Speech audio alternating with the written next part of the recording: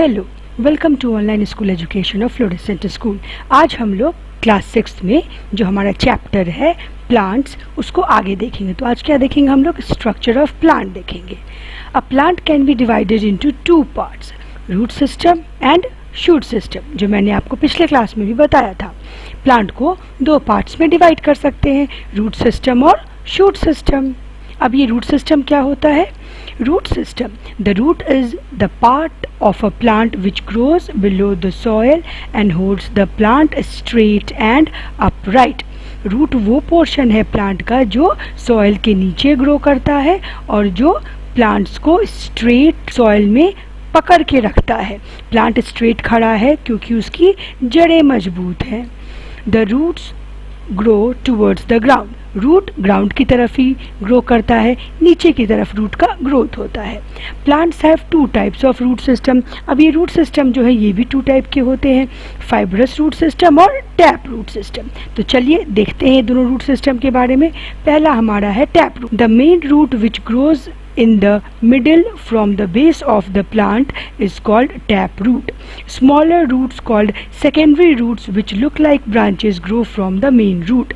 Tap root are found in radish, pea, gram plants. Tap root system कैसा होता है? ये अगर हमारा सॉइल है तो एक हमें मेन रूट यहाँ पे दिखाई देता है। ये अगर हमारा सॉइल है तो यहाँ हमें एक मेन रूट दिखाई देता है और इसी से जुड़े बहुत सारे ब्रांचेज होते हैं। तो ये जो हमारा मेन मोटा सा रूट दिखता है थिक, उसको हम लोग बोलते हैं टैप रूट। और इनको क्या बोलते हैं? जो साइड साइड में है इनको बोलते हैं सेकेंडरी रूट। तो जिसमें ये बिल्कुल बीच वाला पोर्शन ऐसा दिखाई दे मोटा सा डिस्टेंट, उसको हम लोग बोलते हैं टैप रूट सिस्टम। अब दूसरा है हमारा फाइब्रस रूट। ये फाइब्रस रूट क्या होता है? Some plants do not have the main root. बहुत सारे प्लांट्स के पास क्या होता है? मेन रूट नहीं होता है। टैप रूट तो हम लोगों ने देखा रेडिश, पी और ग्राम प्लांट के पास है, लेकिन बहुत सारे के पास नहीं होता है। तो क्या होगा इसकी जगह पे? Instead a bunch of thin fibre like roots arise from the base of the plant. इसके बजाय बहुत सारे थ्रेड लाइक रूट्स एक ही साथ एक जैसे ही सारे रूट दिखते हैं, वो ब्रांच स्टेम के बॉटम पार्ट से निकलते हैं जो सॉइल के अंदर जाते हैं। They spread out into the soil and give support to the plant. काम तो वही है रूट का, प्लांट को सपोर्ट प्रोवाइड करना, सॉइल में स्ट्रेट खड़ा रखना, लेकिन ये रूट डिफरेंट टाइप के होते हैं। Such roots are called fibrous root. Wheat, grass, maize and millets have fibrous root. तो फाइब्रस रूट कैसे होते हैं? फाइब्रस रूट ये अगर हमारा ग्राउंड है तो यहाँ से हर जगह सेम जैसे रूट्स हमें दिखते हैं हर डायरेक्शन में निकलते हुए। इसी को हम क्या बोलते हैं? फाइब्रस रूट बोलते हैं। इसमें आपको कोई भी मेन रूट दिख रहा है? नहीं, कोई मेन रूट हमें टैप रूट की तरह नहीं दिख रहा है। ऐसे रूट को हम लोग बोलते हैं फाइब्रस रूट। फंक्शन वही है। पाए कहाँ जाते हैं फाइब्रस रूट? फाइब्रस रूट पाए जाते हैं वीट, ग्रास, मेज और मिलेट प्लांट्स में। ये एग्जाम्पल्स हमें याद रखने हैं। अब चलते हैं बहुत इंपॉर्टेंट टॉपिक पे, जो क्या है? Functions of the root. Root क्या क्या फंक्शन परफॉर्म करता है? The roots of the plant perform these functions. कौन कौन से फंक्शन परफॉर्म करते हैं? तो पहला है हमारा they anchor and give support to the plant. Anchor मतलब पकड़ के रखना, प्लांट को पकड़ के रखते हैं और सपोर्ट भी देते हैं स्ट्रेट खड़े होने के लिए ग्राउंड में। दूसरा क्या है इसका important function? They absorb water and minerals required for the growth and development of the plant. ये सॉइल से वाटर एब्जॉर्ब करते हैं। वो वाटर केवल वाटर नहीं होता है, उसमें बहुत सारे मिनरल न्यूट्रिएंट्स भी होते हैं। जैसे हमारे बॉडी के प्रॉपर ग्रोथ के लिए विटामिन्स और मिनरल्स चाहिए होते हैं ना, वैसे ही प्लांट को जो विटामिन्स और मिनरल्स चाहिए होते हैं वो उसको कहाँ से मिलता है? इसी रूट से जो पानी एब्जॉर्ब होती है उसी पानी में घुल के ये मिनरल्स प्लांट बॉडी के अंदर आता है, जिससे कि प्लांट का प्रॉपर ग्रोथ और डेवलपमेंट होता है। थर्ड पॉइंट क्या है? थर्ड पॉइंट हमारा क्या है फंक्शन ऑफ रूट में? Roots prevent soil erosion caused by wind and water. Root जो होता है वो हमें पता है ना, टॉप लेयर जो सॉइल का होता है, टॉप लेयर सॉइल का, टॉप सॉइल वो क्या होता है, वो बहुत ही फर्टाइल होता है। तो इसको जो रूट होता है ना, ये रूट है हमारा, तो ये रूट इसको सॉइल को बहुत टाइट से पकड़ के रखता है। तो अगर मान लो बहुत सारे प्लांट्स हैं तो हर जगह के रूट को, हर जगह के सॉइल को जो रूट है वो टाइटली पकड़ के रखेगा। तो क्या ये सॉइल का, टॉप सॉइल फर्टाइल सॉइल का लॉस होगा?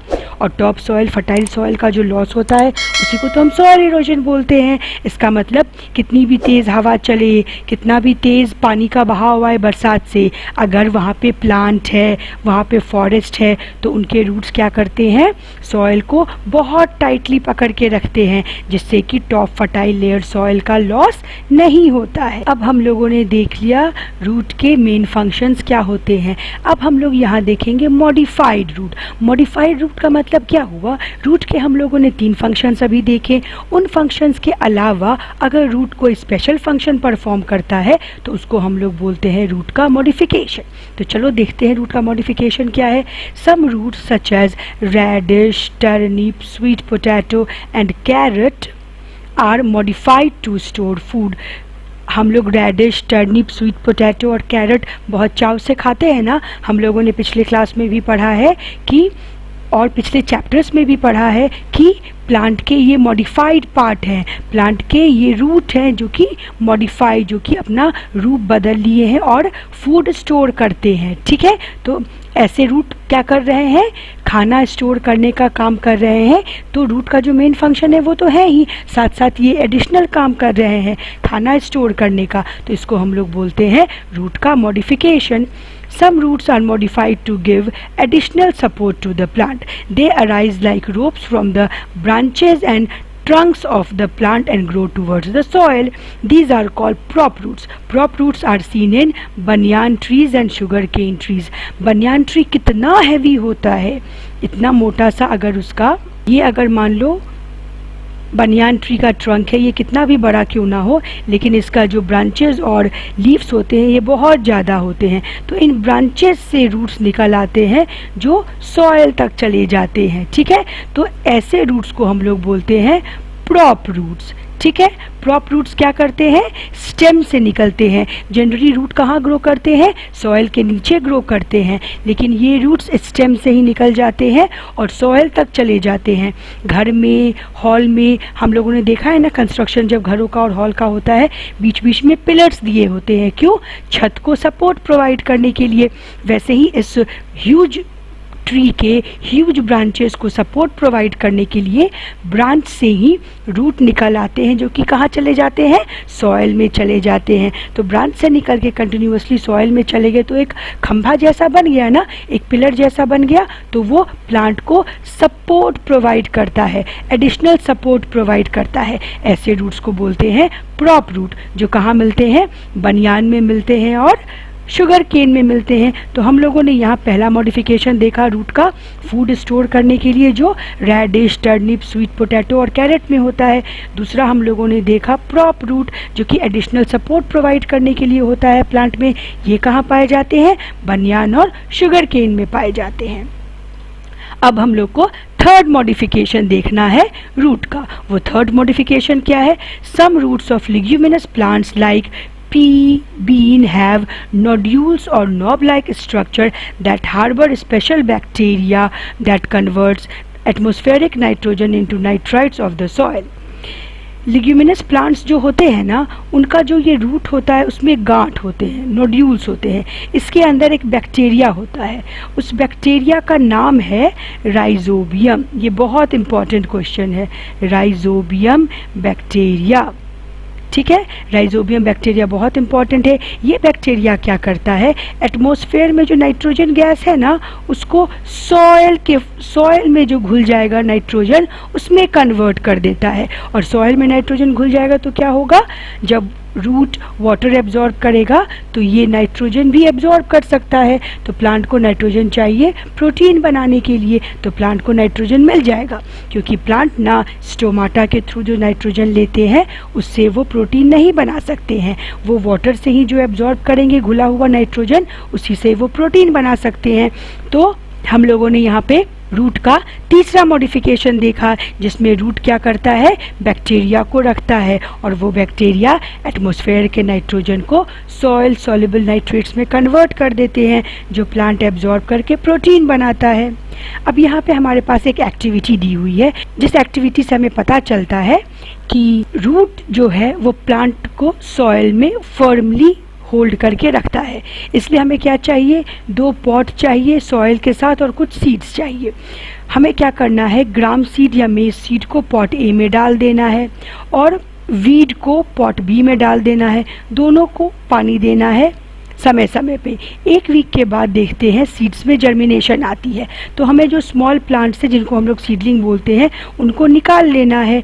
जब हम लोग तुरंत निकाल लेते हैं छोटे से प्लांट सीडलिंग को तो हमें ज़्यादा फोर्स नहीं लगाना पड़ता है, लेकिन जब कुछ दिन और ग्रो करने देते हैं उस सीडलिंग को सॉइल में, तब हमें उसे सॉइल से उखाड़ने के लिए, सॉइल से पुल करने के लिए ज़्यादा फोर्स की ज़रूरत होती है। इसका मतलब क्या है कि स्टेम को अगर हम उखाड़ रहे हैं, प्लांट को उखाड़ रहे हैं, तो रूट अलाउ नहीं कर रहा है, यानी कि रूट स्टेम को, प्लांट को बहुत टाइटली पकड़ के रख लिया है। ये एक्सपेरिमेंट यही शो करता है। छोटे से प्लांट को उखाड़ा, आराम से उखड़ गया। थोड़ा सा और ग्रो करने दिया तो क्या हुआ, प्लांट के रूट्स भी थोड़े अच्छे से ग्रो किए। रूट्स अच्छे से ग्रो किए तो क्या हुआ, उन्होंने प्लांट को और टाइटली पकड़ लिया, जिससे कि जब हम प्लांट को पुल करना चाहें तो वो आसानी से पुल नहीं हो पाया। आज के लिए इतना ही। अगर वीडियो अच्छा लगा हो तो वीडियो को लाइक और शेयर ज़रूर से करें और चैनल को सब्सक्राइब कर लें। आगे जो इस चैप्टर का है वो हम लोग अगले क्लास में पढ़ेंगे। Bye students.